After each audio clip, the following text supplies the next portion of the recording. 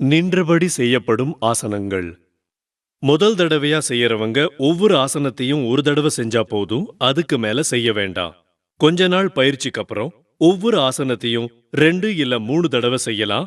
ஆனா அதுக்கு மேல செய்யவே கூடாது. தடாசனம், கைகோர்த்த நிலை, பனைமரம் போன்ற நிலை. நேரா நில்லுங்க. முதுகு நேரா இருக்கணும். கால்களுக்கு இடையில சிறிய இடைவெளி இருக்கணும். கை விரல்களை கோர்த்துக்குங்க. அப்புறம் கைகளை மெதுவா தலைக்கு மேல உயர்த்துங்க. மெதுவா கைகளை நல்லா மேல இழுத்தபடி வைங்க. மூச்சை உள்ளே இழுத்து குதிகால்களை தூக்குங்க. சாதாரணமா மூச்சு விட்டபடி அதே நிலையில இருங்க. உடலின் ஒவ்வொரு பாகத்திலும் இழுக்கும் உணர்வை உணருங்க. அந்த உணர்வு தலையில கூட ஏற்படும். கைகள் கீழே வர்றப்ப மூச்சை வெளிவிடுங்க. மறுபடியும் செய்யுங்க. அப்போ உங்க மூச்சு தலையிலிருந்து மார்பு பகுதிக்கும் வயிற்று பகுதிக்கும் போய் அப்படியே கால்களுக்கும் பாதங்களுக்கும் போறத உணரலாம். கொஞ்சம் ஓய்வு கொடுங்க. அப்புறம் மறுபடியும் செய்யுங்க.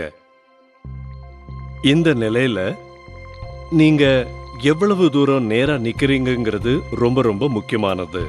இதனால உடலுக்கு சமநிலையும் மூச்சு விடுறதுல சுய விழிப்புணர்வும் ஏற்படுது.